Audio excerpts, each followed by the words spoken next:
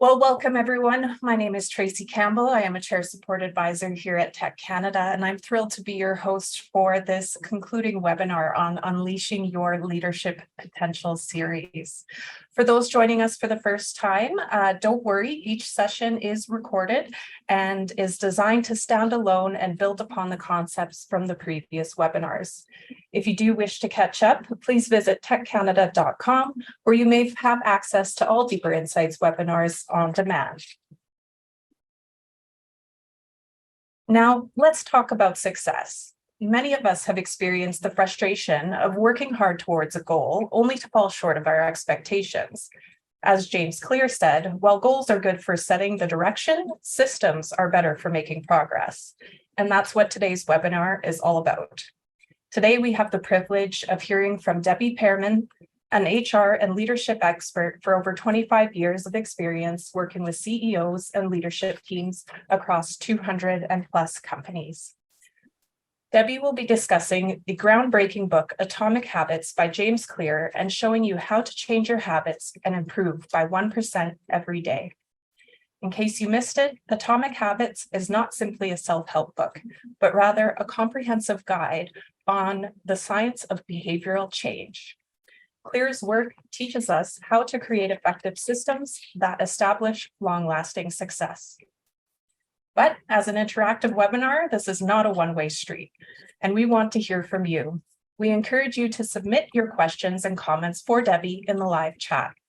Whether you're joining us on Zoom or one of our social media channels, do not miss the opportunity to engage with Debbie, myself, and fellow attendees in the comments or chat section. Our team is actively monitoring this and sharing your questions and perspectives with Debbie throughout the call and allowing the opportunity to provide personalized insights in real time. Without further ado, thank you everyone for joining us here today and doing the work to take your leadership skills to the next level. Let's dive into Unleashing Your Leadership Potential, Part 3, Atomic Habits with Debbie Pearmain. Welcome, Debbie. Thank you so much, Tracy. Thanks for such a warm welcome. And it's so great to see that so many of you have joined us throughout this entire journey. So as you heard from Tracy, it was a 3-step process, and we began with positive intelligence. So if you missed that session, be sure to check it out on Tech Canada's website. And then we moved to emotional intelligence. And today we finish up our 3-part series with Atomic Habits. And really, Atomic Habits focuses on behavioral change. As an HR practitioner and as a coach, I have worked with folks for over 20 years, and often at times worked with people who are struggling to make changes in their life or to make changes that last. I know I have also lived through many different seasons of challenge where change was needed and required, and really wanting to understand the science behind behavior change. So I love, like many of you do, great leadership books. This is one of my favorite leadership books, Atomic Habits. And I think that the principles that we're going to discuss today can be applied to all areas of our life. Of course, if you're here today and you're joining us as an HR practitioner, I want to encourage you to really think about these concepts and how they can apply to things like performance management and important process improvements, but also things like really needed and necessary culture change. I do a lot of work in building healthy, resilient workplace cultures where people are engaged. And I want to really encourage you to reflect today and encourage you to think about how these principles could apply in that concept. So a number of things we're going to be looking at. And as Tracy mentioned, please feel free at any time, type a question in the chat, put your comments in there. The more you can interact with each other, the better. So here we are, and we're going to be starting off by looking at this concept of goal setting. So just as, a really quick check-in, I want to hear from all of you. How many of you regularly set goals, let's just say in your work life? And I mean, this is a practice. I think of things like outcome measurement timeframe. I think of things like SMART goal setting. I teach webinars on managing multiple priorities. And so often we always focus on this idea of starting with the end in mind. So what is the direction that you'd like to head this quarter, this year, for yourself, for your team? How many of you regularly practice setting SMART goals in the workplace? And this is just a place for us to start. Yeah, so some people set daily goals, monthly goals, yearly goals. Okay, great. And so I'm going to make the assumption that all of you are here today with the hope or the idea of becoming more successful at achieving some kind of outcome for yourself. So if you were to just pause for a moment and set an intention for yourself here today, if you could achieve one thing in your life as a result of this webinar, what is the first thing that comes to mind? And just take a moment and write that down. So if there's one thing that you are hoping to improve for yourself, achieve more of a result that you're after, just take a moment, call that to your mind, set an intention. And as we move through the slides today and the material, I want you to be looking at each element of the material with that goal, that intention in your mind. And we're going to be going through some worksheets, and this is going to be really interactive for you. So I see that lots of you are setting goals, myself included. And of course, I'm going to again go off on an assumption and say, some of you have achieved the goals that you've set for yourself in the past, and some have not.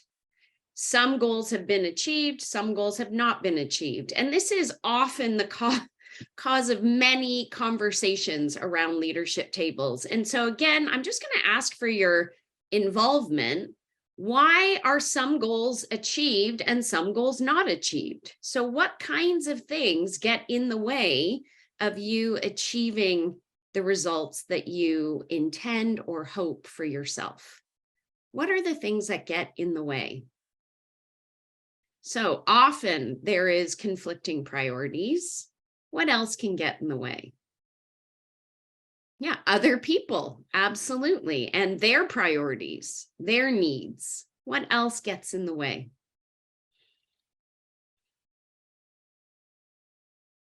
So it's interesting, isn't it? Because when I think of, this goal setting process and how we really are attached to things like SMART goal setting or outcome measurement timeframe principles, why are some goals achieved and some goals not achieved? I think it's really important that we spend time reflecting on that.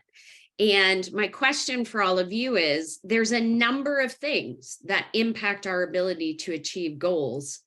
Which one factor do you think has the greatest influence? And so I'm just going to put up this slide here for you to consider. Now, you may think it's one of the answers because of the title of our session today. I'm going to just give you a hint to tell you it's actually not the answer that you think it is. And so my question for all of you is, of these four factors, which factor do you think has the greatest influence on whether or not you will achieve the goal that you set for yourself? So many of you have said things like other people, priorities, noticing those things are not on this list. It's a trick question. It's not a trick question. I love it. So many of you are going to say habits. I'm going to say, actually, habits is half the correct answer. So the actual correct answer you're going to learn as we go through the material today, and I'm just going to give you a little hint, is it is actually your identity. And this is a really huge and important concept when it comes to understanding human behavior. We are going to look at all of these topics today because, in fact, your identity is what has the biggest impact on your habits. So yes, today we're talking about atomic habits, and we're going to look at all of these important factors. I'm going to tell you that the research, and this is why I love this book so much, is it's packed with so much research in terms of behavior science, and they've, studied athletic teams like the British cycling team and NBA basketball stars, all kinds of people, to try to understand why, if two teams have the same goal, which is, for example, to win the gold medal at the Olympics, why does one team achieve success, the other team does not? So part of the answer lies in the systems that we put in place, the processes that we put in place to help us achieve our goals and make progress. And so I want you to just pause for a moment and think back to the goal or the result that you are hoping to achieve for yourself.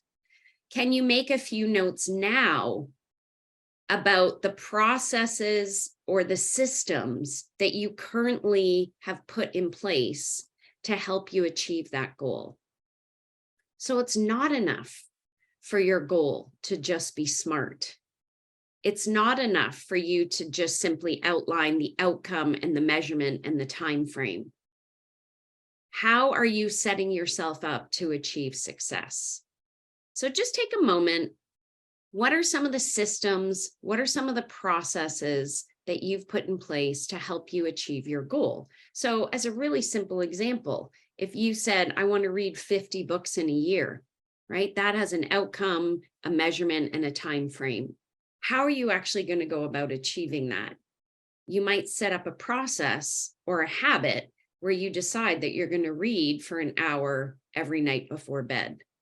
Often as a coach, I have people who come to me who are struggling to make progress, who feel frustrated, who feel stuck. And again, I want to say to you that it's not because their goals aren't SMART. There's a lot more going on beneath the surface. And so thank you. I'm seeing already here some great ideas. What are the systems? What are the processes that you've put in place to achieve your goals? So some of you are saying things like to-do lists. What are some of the other systems or processes that you put in place to help you achieve your goals? Working on one thing at a time, right? So this flies in the face of the concept of multitasking. I remember literally being in HR teaching leadership development sessions for our leaders 20 years ago, teaching people how to be better multitaskers. And it used to be one of those things that we actually looked for when we were recruiting people into leadership positions. And now all the behavior science is telling us that the opposite is actually true. So focusing on one thing at a time is more impactful in helping you to achieve success. Any other systems or processes? Love it, Carol. Thank you. So time blocking, right? So we know things like what gets scheduled gets done. I often am coaching people who say that they just live in this land of urgency. I completely can understand that. And I often live there also myself. And they say things like, I just can't get to the things in my life that are important. One of the habits Stephen Covey talks about in his book is first things first. So are we scheduling in the time, blocking in the time to get to those important priorities? So first things first, time blocking, scheduling in, we know what gets scheduled gets done. I love it also saying things like regularly reviewing priorities and regularly reviewing priorities with other people who impact your priorities. So lots of ideas are already coming in, which is great. And I want you, as you're sitting here today, to be reflecting on yourself, to ask yourself, what of these things are you doing or not doing? Another really important practice is the idea of planning, right? So we know that if we fail to plan, we plan to fail. So how many of you, for example, have a process or system where you sit down regularly with yourself, a weekly appointment, whether it's a half an hour or an hour, of just alone time for you to be able to map out, plan out, schedule out how you're actually going to achieve the goals that you've set for yourself. Because we know that once the morning starts and our day gets going, we hit the ground running. There really isn't a lot of time for strategizing.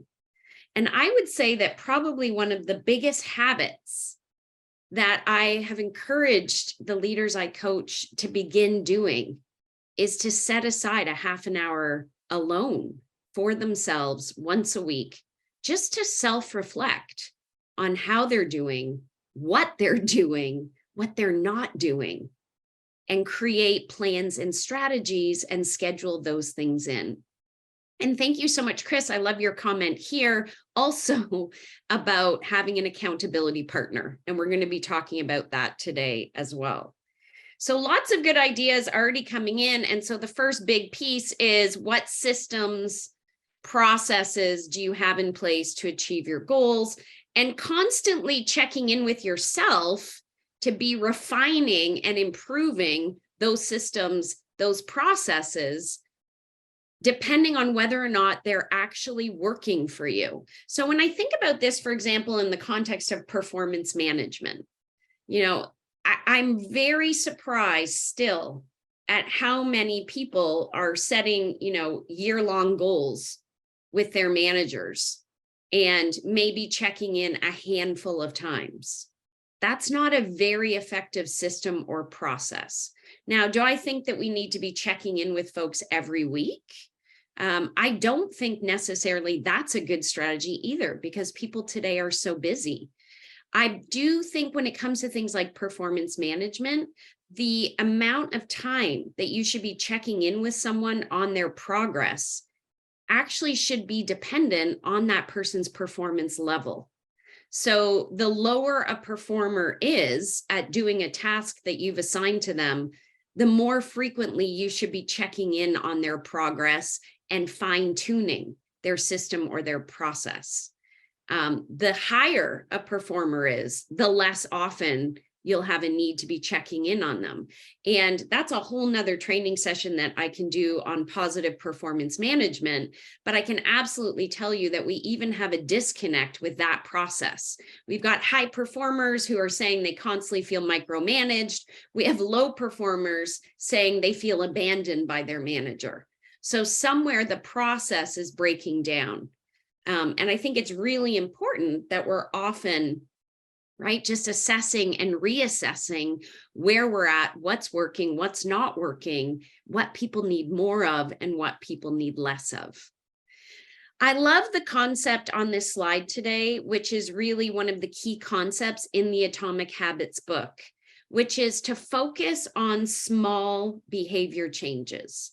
And the idea here is, if you could even become 1% better at whatever it is you're hoping to achieve more of every day, that has compounded interest over time.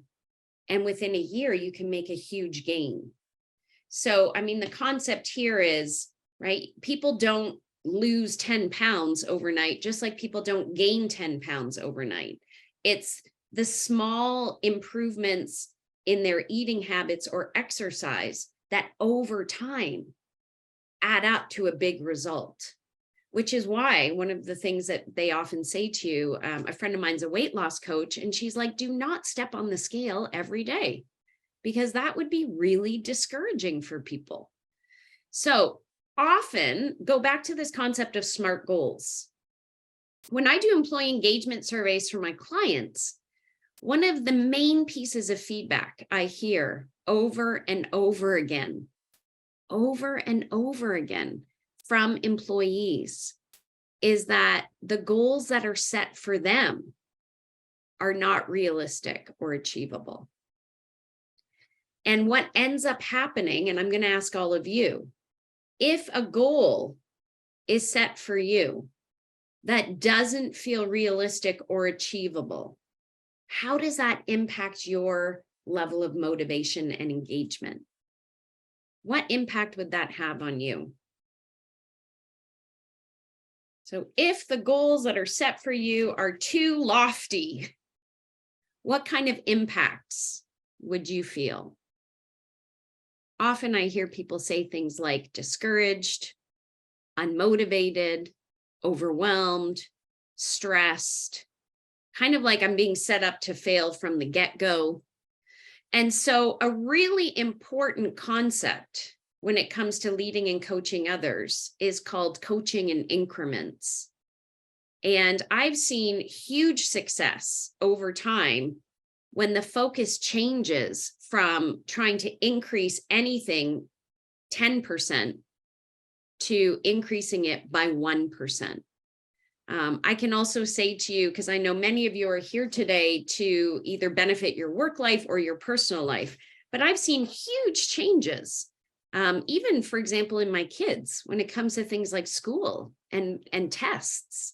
You know, if a child is failing a specific subject and they have a thought in their mind that they need to somehow get an A, right away, that creates such a feeling of stress or distress or overwhelm.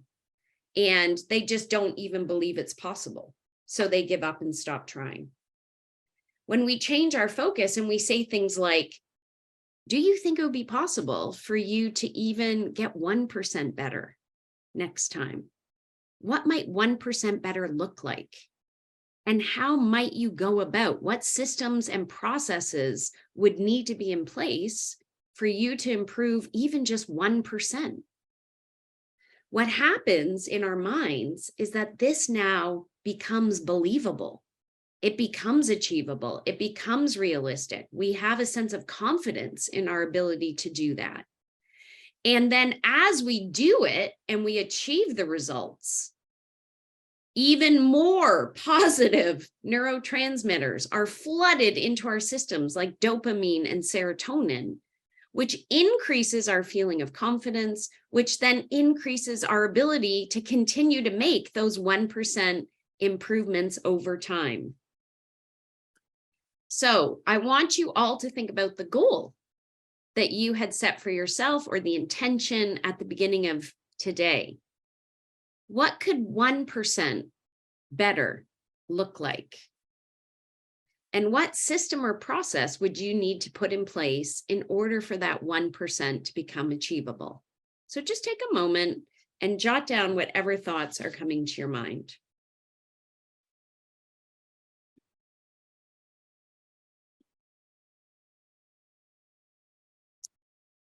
The next concept we're going to talk about, I have to be honest, is really at the heart of habit making or breaking.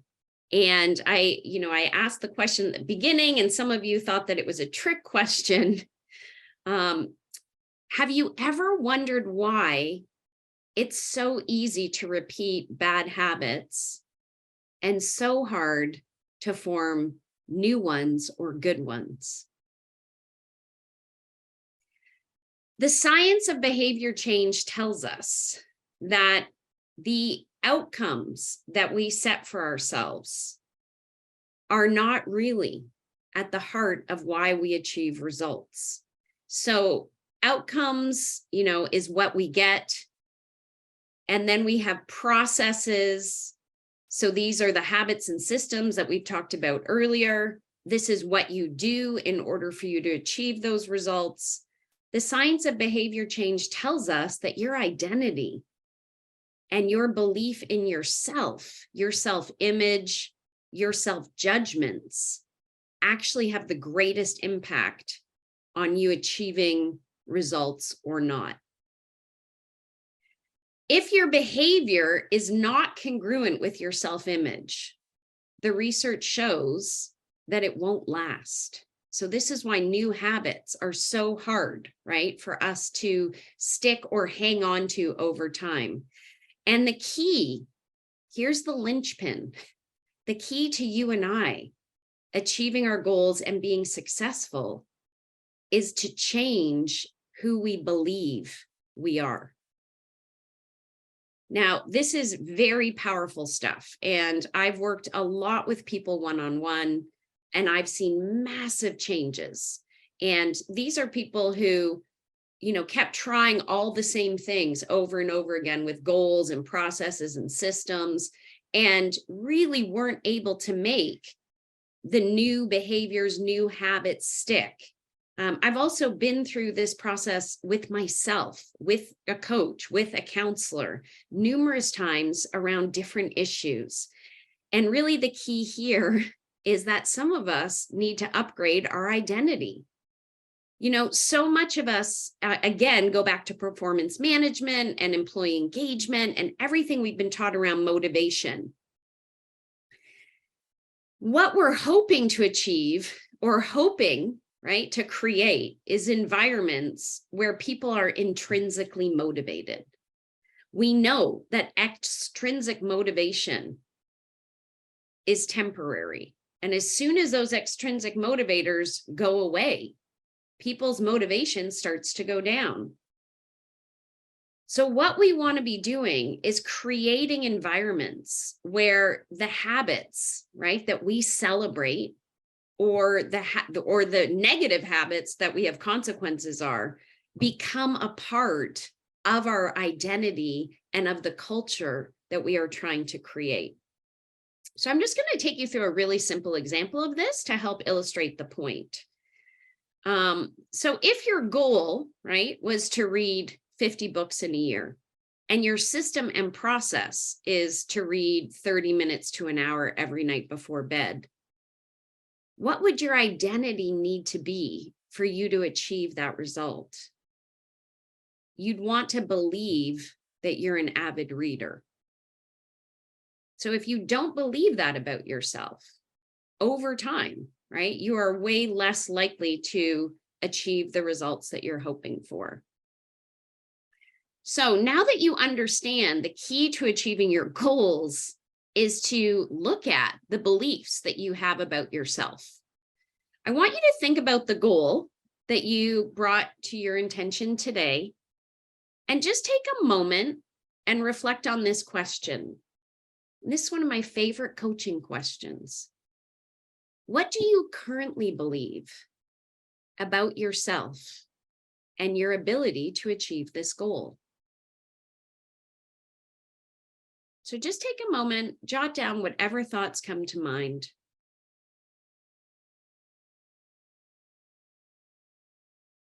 And perhaps, like me and like many of my clients, you are creating an awareness even now of limiting beliefs that you might be holding about yourself.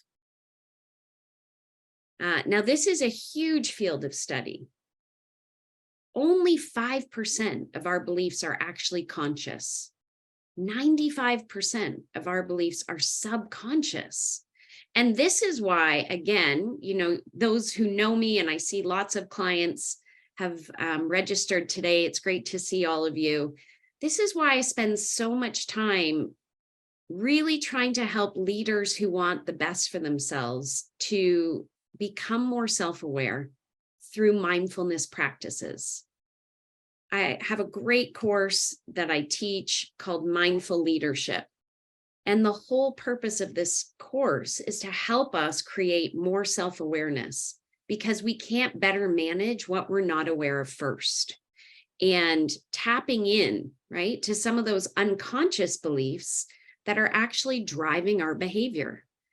And so I'm just going to throw this out there. And if you're comfortable, if you could even just type into the chat, what is one of those beliefs that you, for example, became aware of even today as you're reflecting on the goal you want to achieve for yourself? I can tell you things I often hear clients say. So if you're comfortable to type into the chat what came to your mind, I know that lots of people could learn from that, but I'll tell you things I often hear clients say. They'll say things like, it's too hard. I can't do that. That's overwhelming. I'm not smart enough. I'm not strong enough. And I just want you to consider for a moment that as we believe those things about ourselves, those thoughts obviously create feelings. So if you've come to our 2 previous sessions, you'll understand that how your thoughts impact your feelings and how your feelings have a huge impact on your behavior. And today, this is what we're talking about, which is behavior change. So we need to edit the limiting beliefs that we have about ourselves and the ability to achieve that particular goal. And we need to create a new identity. So the question, and again, one of my favorite coaching questions, what do you want to believe about yourself? What do you want to believe about yourself and your ability to achieve this goal? So starting first with the thought that would help create the feelings that would then help drive the new habits and behaviors that you're wanting to accomplish. So I'm hoping that you're all just kind of writing down thoughts that come to your mind. And I want to pause for a moment here just to see, we're kind of halfway through our time together this morning. What questions do you have for me about what we've talked about so far? So are there any questions? Hi, Debbie. We do have several comments coming in from our LinkedIn as well. From Allison McDonald, she's really loved the book and is so excited to be here for this event today, along with Dr. Andrew Woods. Great topic. Some of the questions that are coming in from the social side, how do we overcome the feeling of there not being enough time in the day? Okay, so I love that question. And again, I really want to encourage you, and I'm not sure who posted that question, to go back to that thought. So let's start first with the thought. There isn't enough time in the day. So when we have that thought, what is the feeling that would then become generated from that thought? And I'm going to open this up to anyone. There isn't enough time in the day. What are the feelings that would come from thinking that? So I need you to help me out.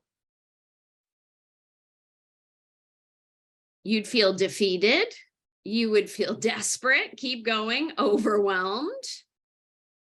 Anxious. I mean, I don't know. In the winter, I might feel like not getting out of bed, pulling the covers up over my head, calling in sick. I don't know. I mean, keep going, right? Everyone's feelings towards that thought are going to be very different. And then I want you to pause. Now that you have an understanding of how that thought makes you feel, what are then the actions, choices, and behaviors that you're going to take as a result of those feelings? So what are the actions, choices, habits that you might take or make because of those thoughts and feelings? So you need to understand the connection between the three. If you want to change, right, those actions, choices, and behaviors, you need to back up by changing the thought. So how could we reframe that thought to be more factual? How could we reframe to be more factual? I might say to myself, I have 24 hours in this day. I have more than enough time to accomplish my priorities. I am clear on my priorities. Yeah, I love this. What is one? Remember, we said 1%. What is the most important thing that I can do now? What is one step that I can take today? And so this idea of chunking it down, right? And I love the African proverb. Anyone here who spent time in Africa? I've spent time in Africa a couple of times. I love their way, which is you don't eat an elephant in one bite.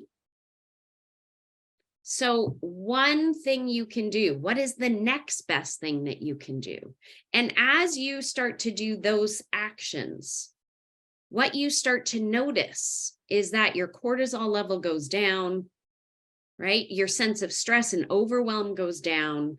And at the same time, then your problem solving and decision making in the prefrontal cortex of your brain improves and increases. And so that's where there's this compounding effect, right? So the number one thing, and I love it, some of you, and I see many of you who have been on my previous webinars, one of you mentioned, yeah, what is the best thing you can do? Breathe. So one of the things we talked about in positive intelligence is the moment you notice yourself feeling overwhelmed, stop, pay attention to your breath, and ground yourself. Once your nervous system is activated and you're in fight or flight mode with that thought, right away your prefrontal cortex goes offline. And we start spinning our wheels. We start becoming distracted. We become less focused. We start making mistakes. And it just then has a cascading impact on our day. So I hope that that answered your question. Of course, there's so many good questions, but in the interest of time, I think we're going to just carry forward. Tracy, is there any other burning questions, or can we move forward? Thank you, Debbie. That was wonderful. We can definitely move forward from here. Thank you. Okay, great. We are shifting focus a little bit. So at the beginning, I wanted to really lay out for you some of the key concepts in behavior change. And the next thing we're going to do is look at what is outlined in the book. And again, this book is excellent. It's got habit tracker. It's got a checklist. It's got worksheets. So those of you who haven't purchased the book, I would encourage you to add it to your library. This is the science behind how habits work. And it starts with this idea that all habits that we do, good or bad, are formed in order to solve a problem. So our human brain is very sophisticated, and we are created, right, to want to fix things and want to make things better for ourselves. We don't always make good choices in order for that to happen. And so the idea is, number one, decide who you want to be. And then number two, begin to prove it to yourself with small habits and small wins. And so then we want to look at what is the habit loop. So there's kind of 4 key things that you and I want to examine if we want to either break a bad habit or create a new habit to help us get closer to our results. And you see the 4 things here: cue, craving, response, and reward.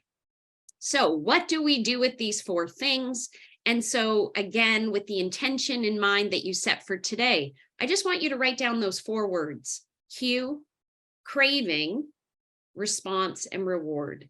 And I want you to think of one habit that you'd like to create in order to help yourself achieve the result that you're hoping for.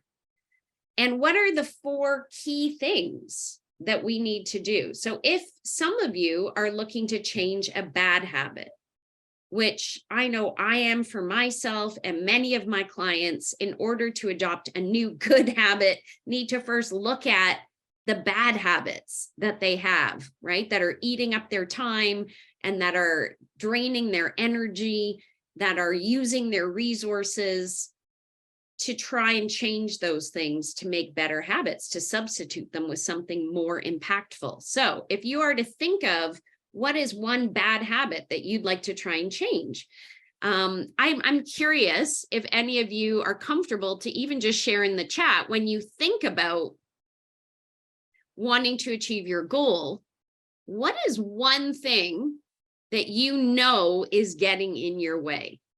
And I'm just going to tell you the number one thing that I hear from my clients recently is scrolling on social media. So scrolling on things like Instagram or Facebook or whatever your, TikTok, whatever your habit is. A lot of people, when they look at their screen time and say things to me like, there isn't enough time in the day, I'll say, can you just share with me what your screen time says? And so why are people doing that? So it's, what is this bad habit that we've all become addicted to? Well, we know that all bad habits are trying to solve some kind of problem for ourselves. And so let's break it down. If we're trying to change that bad habit, what is the problem that that bad habit is solving? So again, I'll hear things from clients like they feel lonely, they feel bored, they feel unmotivated, they aren't happy, they're not enjoying their life anymore, right? So there's a reason why we do what we do. If you want to change that, there's 4 key things that you want to do. So number 1 is you want to make it invisible. So again, thinking of the example that you brought today, what is something that you could do in order to help make that cue invisible? So let's go back to the example of social media. I've had a lot of people say things to me like, scrolling before bedtime is making them not have a very good quality, restful sleep at night. So how could we make this invisible? One of the habits we might say is charge your phone in the kitchen and put it away at 8 p.m. So out of sight, out of mind. Number 2, all habits form because of some kind of craving. So how can you then make the idea of that habit unattractive? So what you may want to do is really, again, with that example, tune into this thought that by scrolling on your phone before bed, it's absolutely impacting the restorative sleep cycle for your brain. And we know that over time, that when the restorative sleep cycle is impacted day after day after day, it will do things like decrease people's stress response. It will decrease their physical health and well-being. It will decrease their life expectancy. I mean, you really have to go hard at making whatever habit you're wanting to change really unattractive to you. So calling to mind, right, the negative consequences that are the result of the bad habit.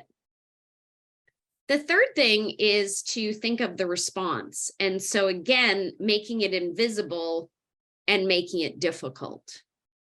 And this is why you often hear of things like when people have a habit of overspending. I mean, it's a silly example, but it's like freeze the credit card, because it's going to take a long time if you freeze your credit card in a bag of ice water for that water to defrost and melt. And that will hopefully interrupt the feedback loop, right? So there's a dopamine hit, there's a cue, there's a response, there's an instant gratification reaction that often we're all going for. So the more difficult we can make the bad habit, the less likely we are to do it. And lastly is this idea that we're getting some kind of payoff or reward for the bad habit. And so what we need to do in our mind is turn it around to make it unsatisfying. So as you're sitting here today, if there's a bad habit you're wanting to change in order for you to implement a better habit, just spend a few moments with this worksheet and think of ways that you can make it invisible, unattractive, difficult, and unsatisfying.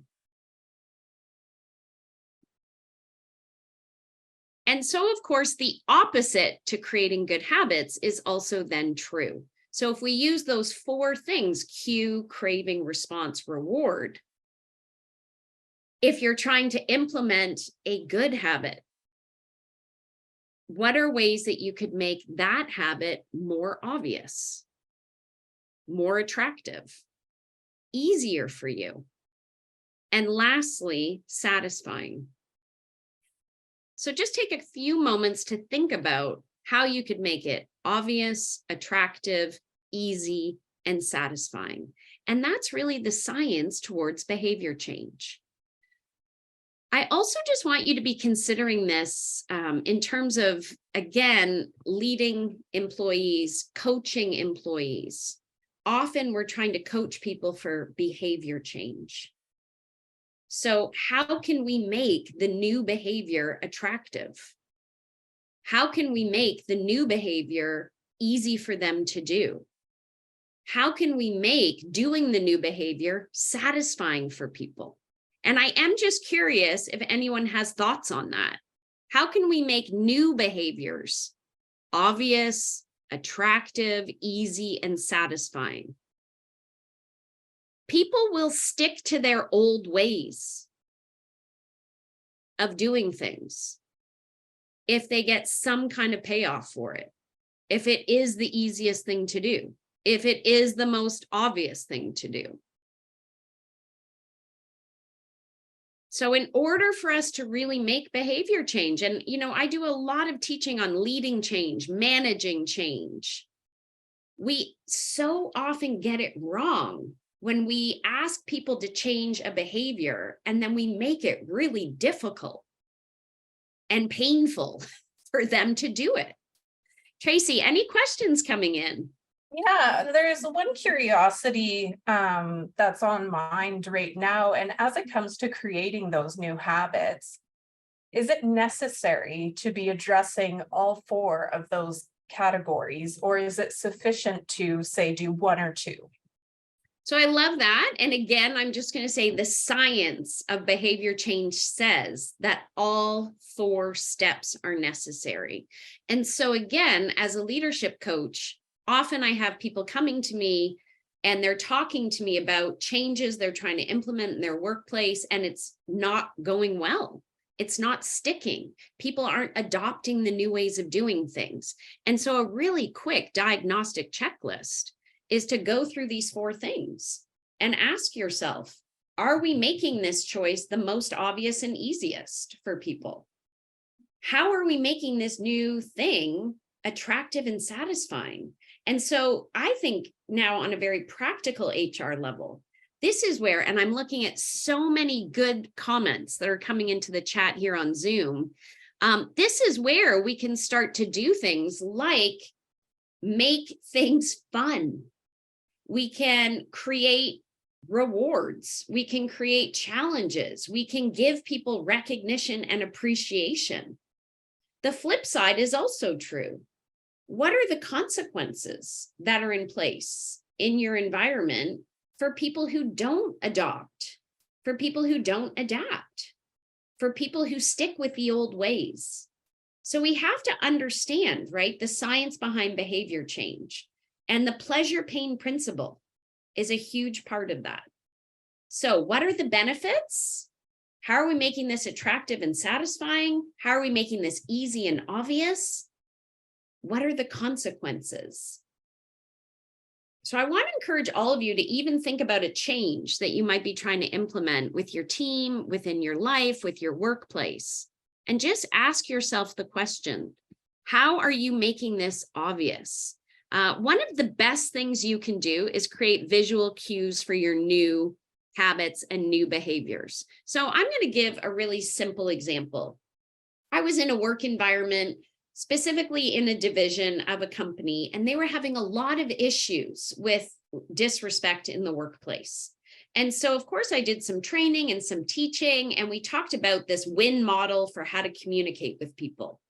And we're trying to encourage people to use this new way of relating to each other. Well, it's not enough to just give training.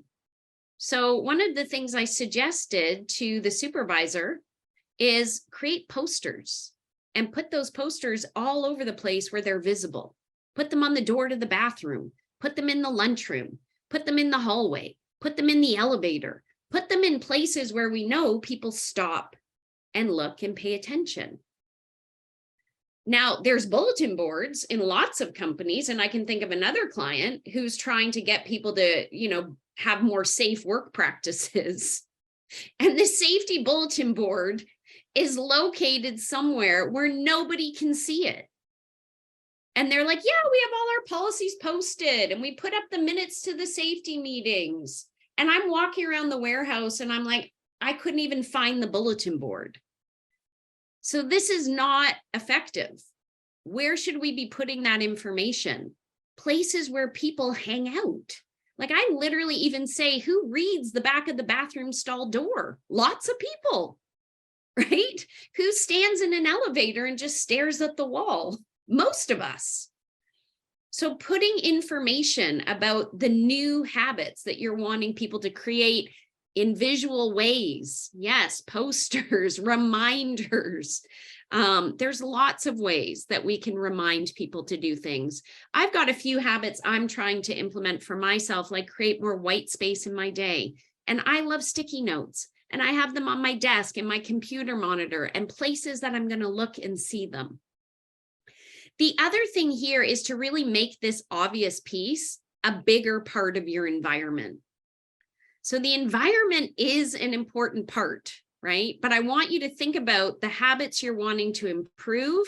What visual cues will you help in order to remind people about this habit, whatever the habit is? So you heard me mention environment. I love this quote in the book: environment is the invisible hand that shapes human behavior. I'm going to say to you that environment matters more than motivation. People will actually choose things because of where they are. And again, many of our actions and choices are shaped by the most obvious option. Now, there's tons of research on this, where, as an example, in a hospital, they were trying to have nurses and doctors drink less coffee and pop and drink more water. And so what they simply did was move where they located things in the cafeteria. They were trying to get people to adopt healthier eating habits. So what they did was move all the fruit and the salad bar and those food options to the beginning of the food line in the cafeteria. So again, it's this idea of, are you setting the environment up for success? This is where, and I often hear things like this where, parents are trying to change their kids' eating habits. And they're saying things to me like, all my son eats are chips. And my first question is, who's buying the chips? And why are there chips even available in the cupboard? So if we're cutting up fruits and vegetables and they're sitting on a plate on the counter, when the hungry child comes in at the end of the school day and they see that, they'll probably eat what's in front of them. So this goes back to, again, understanding the dopamine loop and how most of our choices and our behaviors, right, are dopamine-driven feedback loops. Dopamine is the key to motivation, learning, and memory.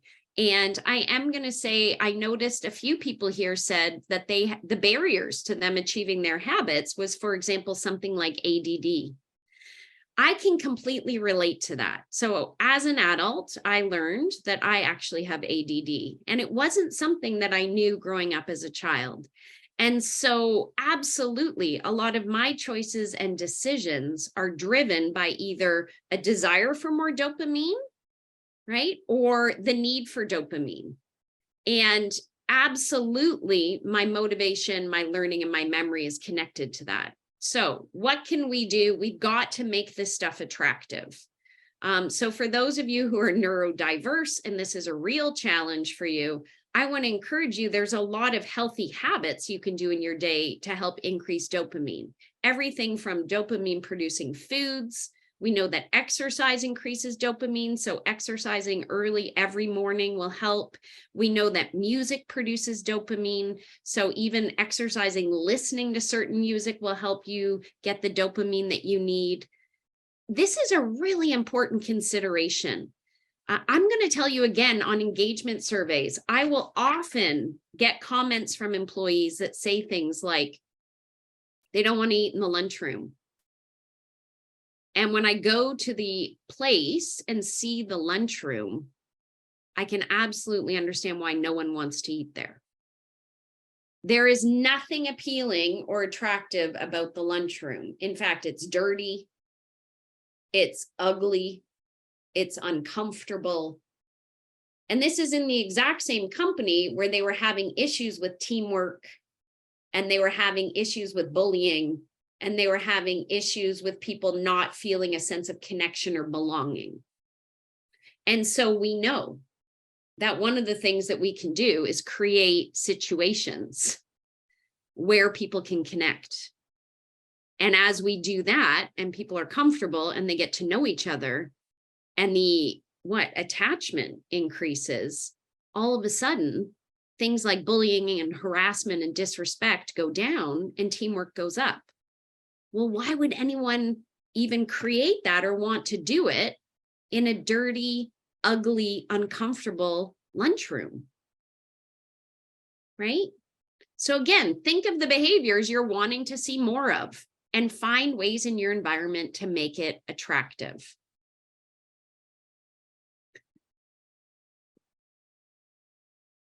I'm going to absolutely tell you that the culture that you create in your team or your environment is what will dictate whether or not this new habit is attractive or not. So people will easily adopt new behaviors that are praised and approved of by their culture. So think about your team as a culture. Think about your department as a culture. Think about your company as a culture. Human beings are wired to imitate the habits and behaviors of their tribe. This is why parents, right, spend so much time with their teenage children, telling them things like, who you hang out with matters. So again, how are you creating attractiveness in your workplace culture for the habits and behaviors that you're wanting to see more of with your employees? What are the consequences within the tribe of the behaviors that you don't want to see? Are there consequences?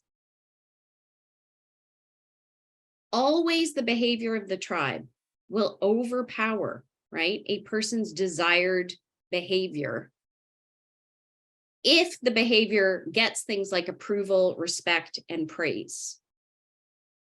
So I know this is a lot to think about today, but as you're considering the behavior changes, like I have clients who are like, I need people to be more innovative. What are you doing to make being innovative attractive? How are you approving of this? How are you celebrating it? How are you recognizing it? How are you appreciating it? How are you respecting it? So what we pay attention to and focus on in a good way, we get more of. So lots to reflect on today, I know. What habits currently are approved of and praised in your workplace? What habits do you see employees mirroring that are either good or bad? You know, this is where we often say mirroring is key. If you've got employees who are showing up with some undesirable behaviors, hold the mirror up to yourself first and ask yourself, what are they seeing in me? What am I role modeling? How can you begin, right, to reward and make more attractive the behaviors that you'd like to see more of? So just curious, any ideas that you have? How can you begin to reward the behaviors you'd like to see more of? We've got 2 last steps here, and we're going to go through them efficiently. So make it easy.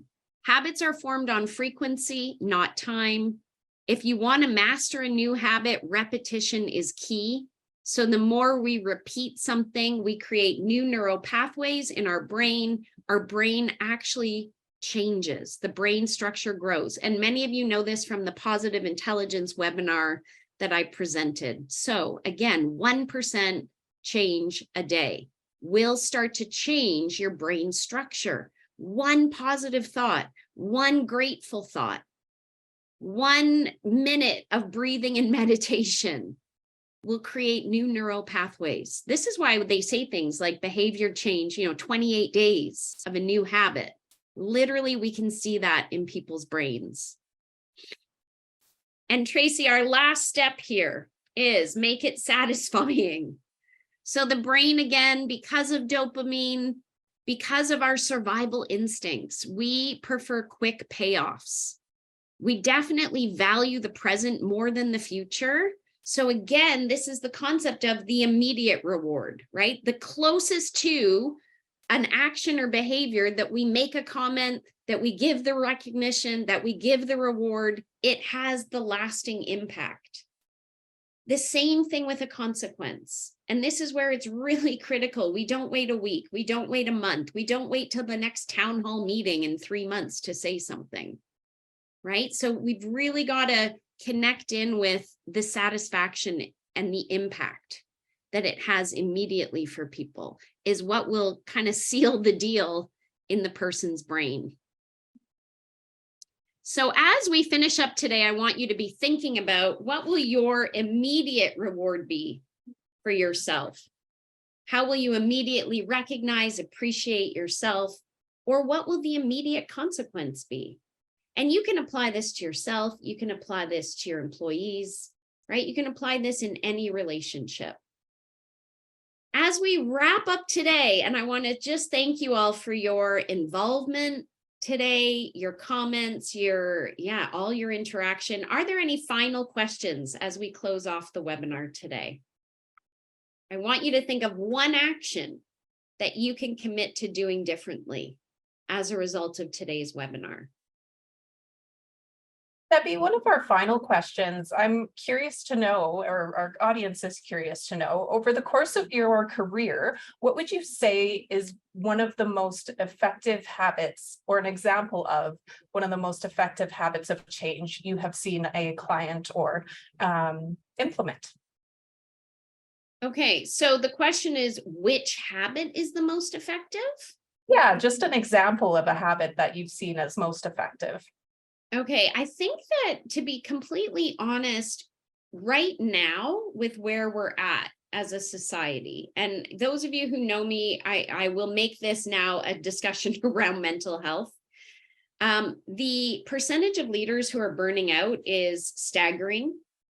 Depression is the leading cause of disability worldwide for men, and mental health is the #1 cause of short-term and long-term disability for Canadians.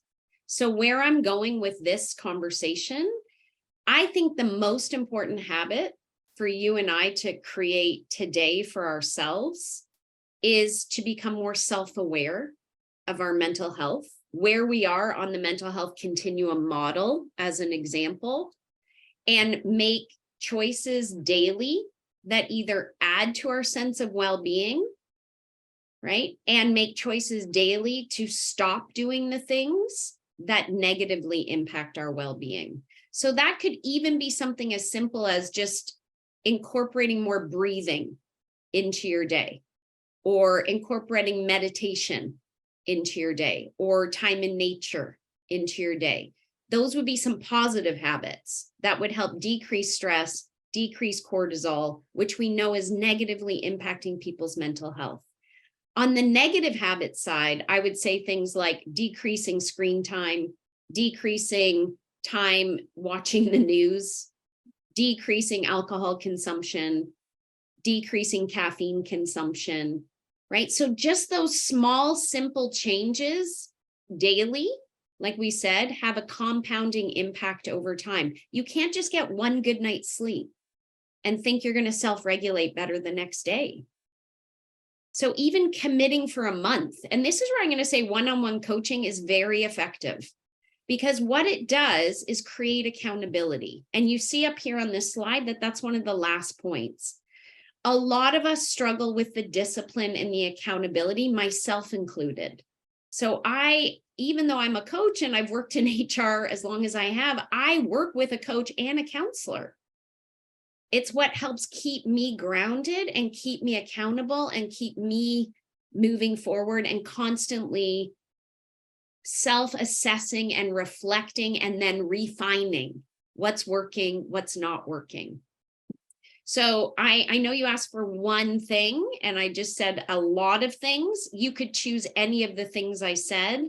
I do believe that if we could focus on better mental health improvements for ourselves, if each person did that, it would have a huge impact on your work culture over time.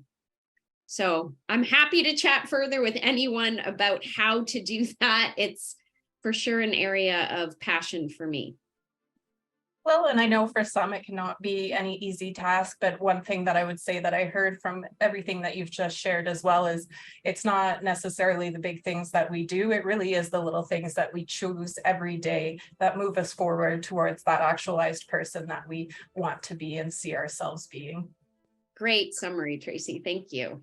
Debbie, thank you so much for being here today and for hosting these 3 webinars for us. You have equipped our audience and our Canadian business leaders with 3 key concepts and actionable takeaways regarding unleashing their leadership potential. And I know everyone here has gained a ton of expertise over these last few weeks. To our attendees, thank you so much for joining us today. We do hope this session was valuable and informative for unleashing your leadership potential. Again, if you've missed any part of this series or would like to check out some of our other Deeper Insights webinars, you may access them on demand via our website at techcanada.com under Resources and Webinar Library. Thank you again, everyone, for your time here today, and have a great afternoon.